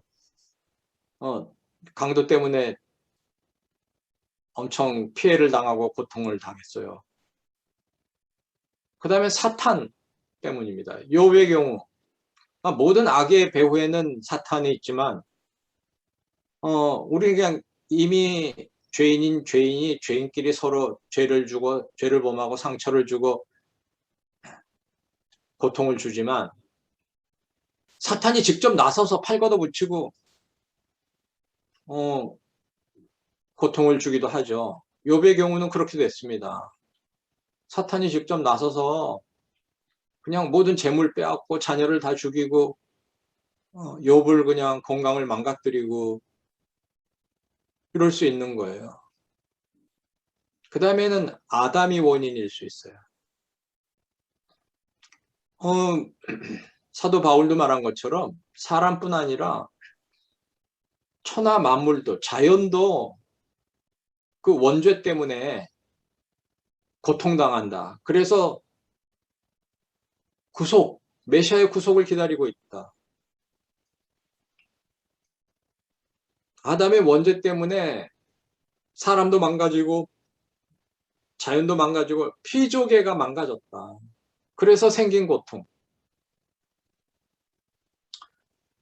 그 다음에는 하나님이 원인이 될 수 있다. 하나님은 직접적으로 우리에게 고통을 주시기를 기뻐하진 않으십니다. 하나님이 직접 손을 대시지는 않죠. 이제 악인을 벌하시는 그런 거 외에는. 그렇지만 때로는 뜻이 있어서 고통당함을 허락하시는 거죠. 욥의 경우 같이. 궁극적으로는 이제 하나님이 원인이라고 말할 수 있는데, 이런 경우에는 하나님의 깊은 뜻, 선한 뜻이 있습니다. 그래서 원인이 이 5가지 중에 어느 것이든, 또는 많은 경우에 이 중에 하나만이 아닌 경우가 대부분입니다. 2가지 혹은 3가지, 여러 가지 있을 수 있습니다. 그런데 그러한 모든 고통에는, 특히 하나님의 자녀, 성도들의 고통에는 하나님의 뜻이 있습니다. 첫째, 이 고통은 우리의 마음을 보여줍니다. 시편 119편에 내가 고난당하기 전에는 그릇 행하였더니 고난당하고는 이제 하나님의 율례를 깨닫는다 라고 말하고 있습니다. 고난 때문에 알게 되었다. 우리 신체의 고통도요, 제발 고통이 없었으면 좋겠다. 그래서 뭐 통증 치료의학이라는 것도 있고요. 고통을 너무 못 이겨서 여러 가지 우리가 정말 부득이한 안에서는 해서는 안 될 말도 하게 되는 그런 경우도 있는데, 그래서 고통이 제발 없었으면, 그리고 이제 그 진통제, 그것을 많이 쓰게 되잖아요, 사람들이. 근데 그것을 이제 남용하면 역시 마약 사용처럼 되기도 하죠. 음, 근데 이 고통이 안 좋은 거긴 하지만, 고통이 아주 없으면 또 문제가 됩니다. 왜냐하면 우리 몸에 통증이 있기 때문에 문제가 있다는 걸 알게 돼요. 경보장치죠. 음, 그러니까 암이 왜 무서우냐? 결국은 죽는 병이니까 무섭지만 죽게 되는 병은 암뿐이 아닙니다. 근데 암의 무서운 점은 통증이 없어요, 처음에. 그래서 암에 걸린 줄 모릅니다. 그래서 조기 발견이라는 게 중요하잖아요. 조기 발견해야 치유할 가능성이 높다. 그래서 통증이 필요한 거예요. 음, 우리 마음의 문제, 우리의 영혼의 문제도요. 고통이 우리에게 유익일 수 있어요. 고통 때문에 우리가 깨닫게 되는 경우가 많거든요. 악인이 잘 되고 형통하는데 아무 어려움이 없으면 회개할 가능성이 매우 희박합니다. 근데 쫄딱 망해봐요. 그리고 정말 뭐 엄청난 위기를 겪어봐요. 그러면 하나님 없는 듯이 살던 사람이 갑자기 하나님 찾게 되는 경우가 많지 않나요? 그리고 전도를 해보면 병원 전도가 잘 된다고 다들 얘기하거든. 왜? 병원에 입원해서 특히 어려운 병에 걸리면 마음이 약해지고 의지하고 싶은 마음이 생기거든요. 그리고 고난이 있을 때 우리의 마음이 드러납니다. 부부싸움 할 때요, 종종 이래요. 막 서로의 죄를 지적하고 서로의 상처를 막 헤며파고 또 내 상처 아프다고 너는 왜 나 상처 주냐 이러고 하는데 가끔 이러죠. 너 왜 그런 못된 짓을 하냐 그러면 네가 나를 죄짓게 했잖아 라고 말합니다. 네가 원인이다. 원인 제공했다. 그게 틀린 말은 아니기도 하지만 사실 엄격히 따져보면 남편이나 아내가 내 마음에 없던 죄를 딱 심었습니까? 아니에요. 남편이나 아내는 나에게 상처되는 말이나 행동을 한 거예요. 내 염장을 짓는 거예요. 근데 내 속에서 나온 것이 악한 말, 악한 생각인 거죠. 자, 여기 물컵이 있습니다. 물컵. 근데 이 물컵을 주먹으로 탕 쳤다고 합시다. 그래서 물이 출렁하면서 쏟아졌어요. 제 책상에 확 물이 쏟아졌다. 왜 제 책상에 혹은 바닥에 물이 쏟아져 있죠? 왜 물이 거기에 있죠? 제가 주먹으로 쳤으니까죠. 네? 근데 질문을 다시 해봅니다. 근데 왜 바닥에 떨어져 있는 게 커피가 아니고 물이죠? 왜 그렇습니까? 원래 컵 속에 들어있던 게 물이었으니까 물이죠. 이 컵 속에 커피가 들어있었다면 주먹으로 쳤을 때 커피가 쏟아져서 지금 바닥에 커피가 있어야 되겠죠. 아시겠어요? 내 남편이나 아내에게 나를 주먹으로 쾅 친 것은 나에게 상처를 주고 나에게 고통을 주고 했지만 내 속에서 콱 쏟아져 나온 건 뭐예요? 욕이고 분노고 저주고 막 이랬어요. 그것은 내 속에 원래 있던 게 쏟아진 거예요. 그 속에 원래 그런 게 없었는데 내 부인이 내 남편이 그 속에 주먹으로 날 치는 순간 집어넣어 준 게 아니라고요. 주먹으로 때린 건 잘한 건 아니죠, 물론. 근데 꽉 나를 때리면서 내 속에 있던 게 울컥 쏟아져. 평소에는 잘 넣어놓고 잘 따두기고 잘 눌러놓고 있어. 뚜껑 닫아놓고 있던 게 한 대 맞으니까 콱 쏟아진 거야. 그러면 얻어맞았는데 누군들 화가 안 나? 누군들 욕 안 해? 이렇게 말할 수 있어요. 세상에 안 그런 사람 어딨어? 근데 있거든요. 어떤 분은요. 죄도 없이 가시도 친 채찍에 맞았어요. 머리에 가시 면류관을 썼어요. 침뱉음을 당했어요. 나중에는 손과 발에 못을 박혔어요. 그런데 저주와 욕설이 나오지 않았어요. 오히려 저들의 죄를 용서하여 주옵소서. 그들을 위해서 기도하는 말씀이 나왔어요. 그럼 그럴 거예요. 아, 이건 예수님이니까 우리가 뭐 예수님이에요? 그럴 거예요. 아니요. 예수님 아닌 분도 그런 분 많거든요. 히브리서 보세요. 우리의 믿음의 조상들이 심지어는 토백혐을 당하고 많은 핍박받고 순교했고 하지만 원수를 저주하지 않았어요. 찬송하며 순교한 분들이 많잖아요. 물론 대다수는 아니에요. 인류의 대다수 아니고 우리는 그분들 같지 않아요. 모르지. 또 때가 되면 우리도 다 순교할 만한 은혜를 주실지 모르지만 소수이긴 하지만 그런 사람이 없는 건 아니라고요. 문제는 우리 믿음이 그렇지 못해서 그런 거지. 그걸 인정하세요. 그걸 인정하면 돼. 근데 안 그런 사람 어디 있어? 다 그래. 이거는 너무 마구 싸잡아 말하는 거죠. 그러니까 내 책임을 회피하고 남 탓하는 거죠. 바로 시멘스가 말한 게 그런 거죠. 내가 한 모든 악행을 모조리 다 남 탓하고 치부하는 거죠. 우리 마음을 보여준다니까요. 내 컵 속에, 내 마음 속에 뭐가 들었는지 고통이 왔을 때 나타난다는 거예요. 예수님은 고통이 왔을 때 십자가상에서 가상 7원을 하셨어요. 수많은 성도들이 고통이 왔을 때 하나님 저주하지 않았어요. 욥도 그런 고통당한 사람이 어디 있어요? 현대 현대인이 그런 식으로 망하고 그렇게 당했으면 아마 자살해 버렸을 거예요. 욥의 부인도 욥 보고 아직도 살려고 하느냐? 스스로 자살할 용기 없으면 하나님을 저주하고 죽어라 그랬잖아요. 근데 욥은 그 상황에서도 하나님을 찬양한다고 말했어요. 내가 누구인지, 내 속에 들어있는 게 무엇인지가 내게 고통이 닥쳐왔을 때 쏟아져 나온다고요. 하나님께서 가끔 우리에게 고통을 허락하시는 것은 그걸 우리로 하여금 보게 하기 위해서, 깨닫도록 하기 위해서. 아, 내 속에 이런 게 있구나. 아, 내가 이런 존재구나. 깨닫게 해주신다는 거죠. 그런 다음 뒤처리가 중요하죠. 그걸 깨달았으니 나는 내 생긴 대로 살겠어.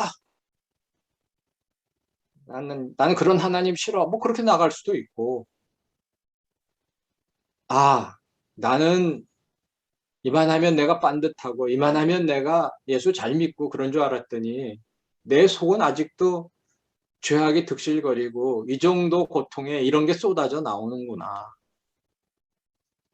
난 어호라 나는 공고한 자로다. 사도 바울이 말한 것처럼. 하지만 절망하지 않는 거죠. 복음을 확실히 믿는 사람은 그러나 예수 그리스도로 말미암아 기뻐하고 감사하고 찬양하는 것이죠. 주님 십자가 밑에 나아가면 새 사람이 되니까.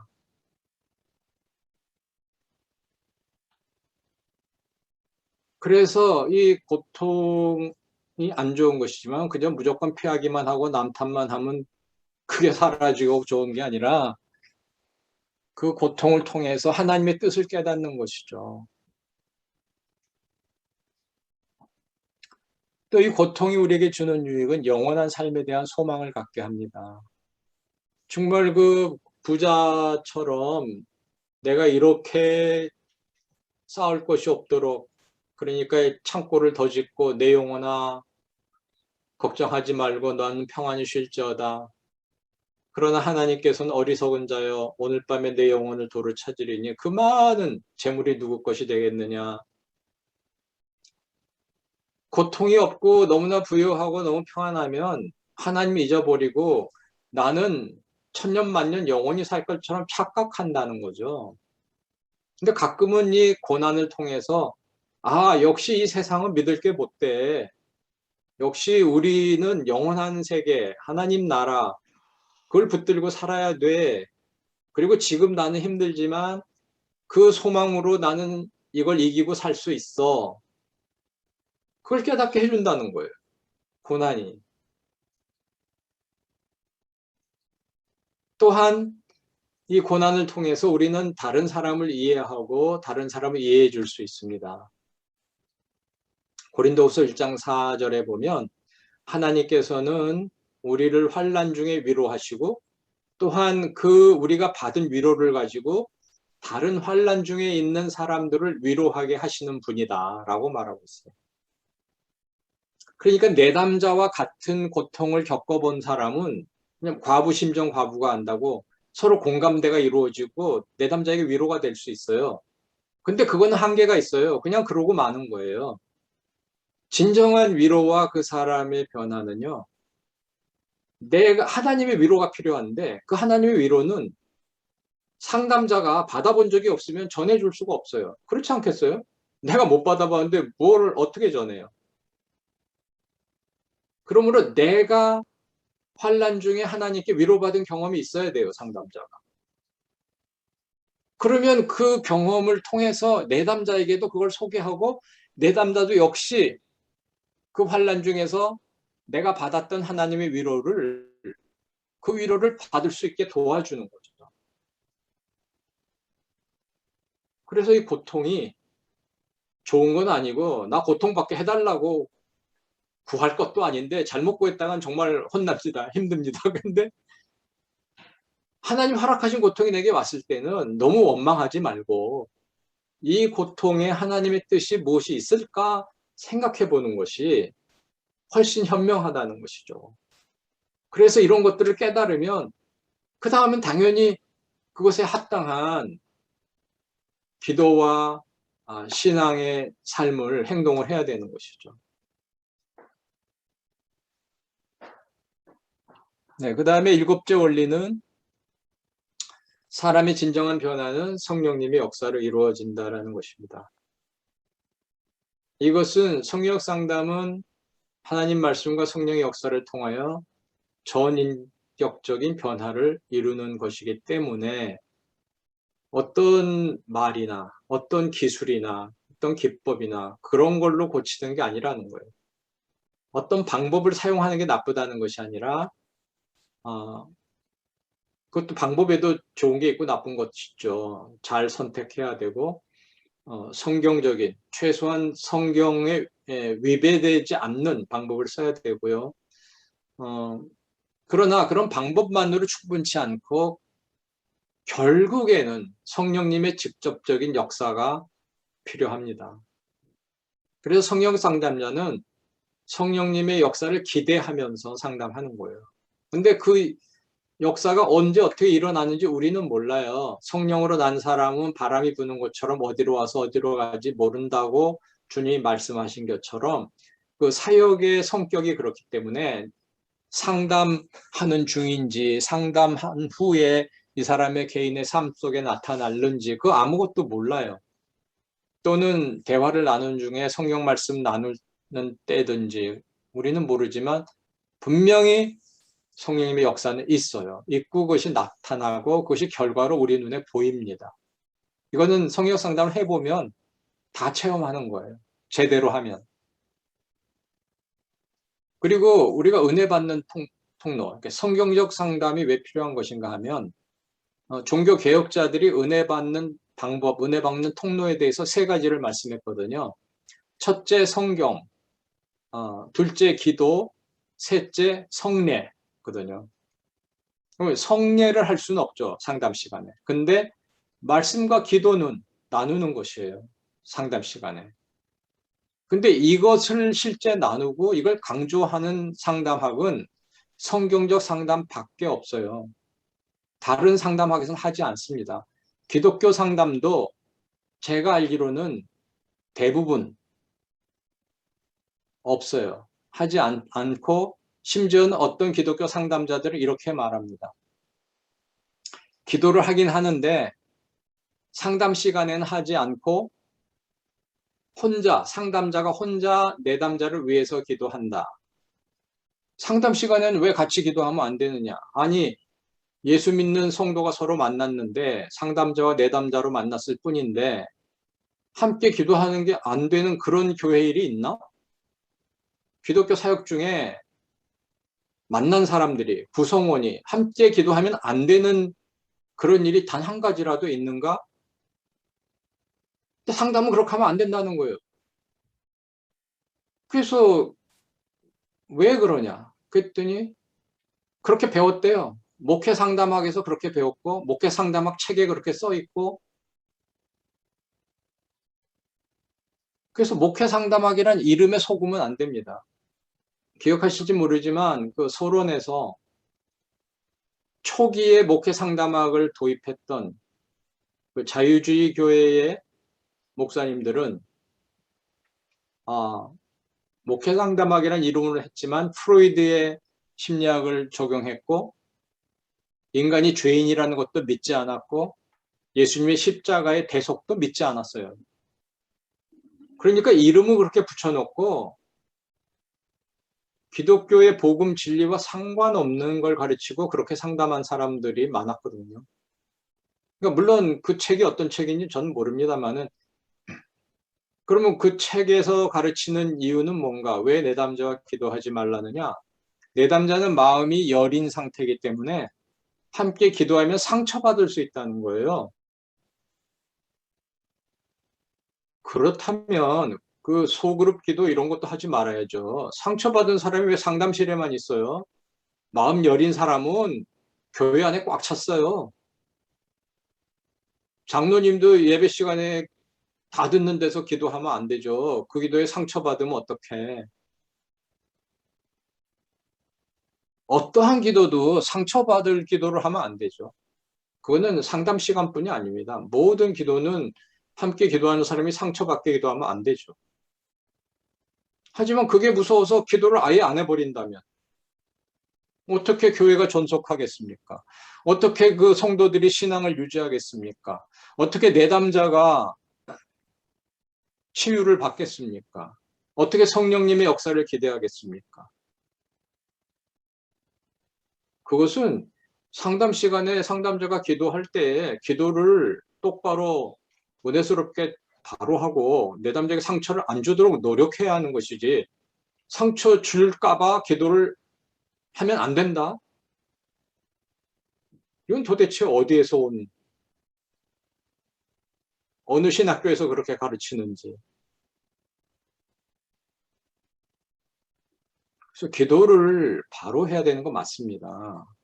하지만 그렇기 때문에 기도를 하지 말아야 된다는 거는 마치 자동차가 고장이 났으면 폐차를 시키는 거고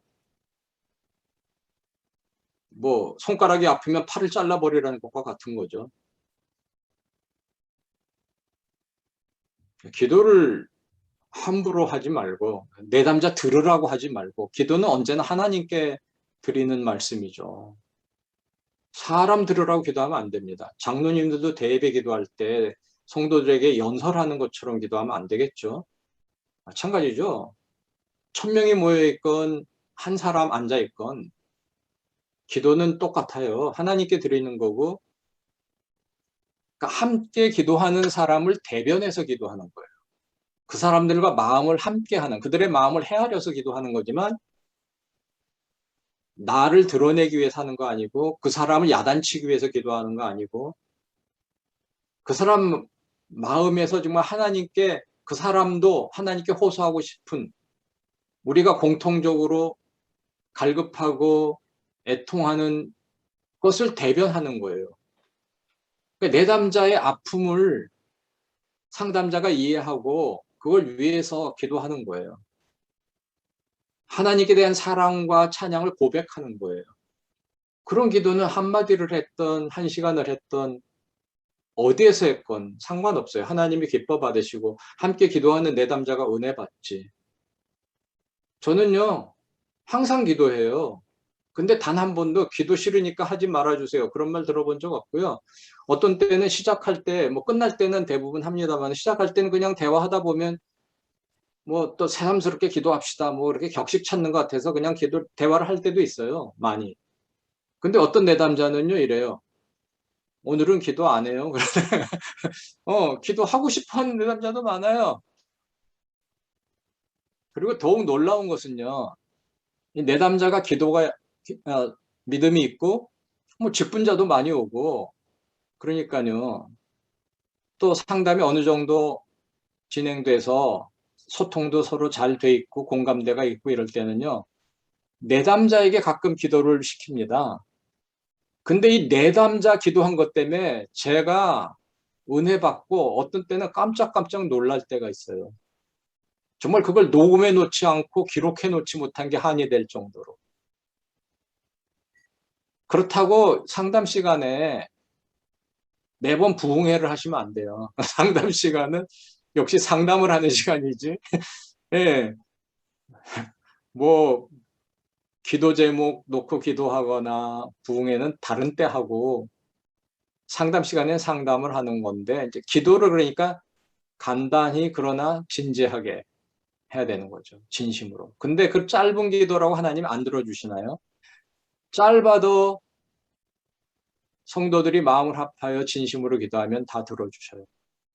그러니까 이 내담자의 고통을 해결하고 이 남자의 평안을 주시옵소서 짧게 기도했어도 그 기도가 응답돼요. 어떤 때는 상담자가 한 게 없는데 이 사람이 완전 변화됐어요. 그러면 그 기도의 응답 때문이라고 생각하지 않을 수 없잖아요. 우연의 일치라고 참 이상하죠. 사람들은 꼭 우연의 일치라고 말해요. 기도의 응답이라고 말하지 않고. 기도는 실컷 해놓고 우리만 그런 게 아니라 사도행전에 보니까 그럽디다. 다락방에 모여서 열심히 기도한 성도들이 베드로 풀려나게 해달라고 막 기도했는데 베드로가 정말 기적적으로 풀려나가지고 대문을 두드렸더만 그 여자 하인이 놀래가지고 문을 안 열어주고 뛰어가서 베드로 사도가 문 앞에 섰다니까 아무도 안 믿었잖아요. 풀려달라고 기도했던 사람들이. 우리 믿음이 그래요. 상담 시간에 잠깐 기도했다고 그런 기도는 응답되지 않았을 것이다라고 마음대로 결정하는 거죠. 하나님은 응답해 주셨는데 이미. 그런데 기도를 하면 안 된다? 그게 기독교 상담이라고. 참, 하여튼 이해 안 되는 일이 많습니다. 세상에는. 이해 안 되는 일이 교회 안에 너무 많습니다. 그리고 이게 무슨 어려운 얘기입니까? 초등학생도 다, 주일학교 학생도 다 이해할 만한 이야기고 성경에 명백하게 써 있는 겁니다. 성경에 명백하게 써 있는 국어 문법이 안 돼가지고 왜곡된 해석을 하고 엉뚱한 거 가르치고 그래서는 안 될 것입니다. 아무쪼록 하나님 말씀과 성령님의 사역에 대한 우리의 믿음을 놓지 마시고 믿음으로 성도들 또 불신자를 할지라도 전도를 통해서 이 상담을 잘 하셔서 그들을 치유하고 열매를 맺고 하나님께 영광 돌리시는 우리 캐나다 총신의 모든 원우님도 되시기를 주님의 이름으로 축원합니다. 아멘. 예, 감사합니다. 감사합니다. 예, 아멘. 우리 교수님의 강의 너무 감사합니다. 다 같이 한번 화면들을 켜세요. 다 같이 화면 켜시고 사진 한번 더 찍겠습니다. 마지막으로.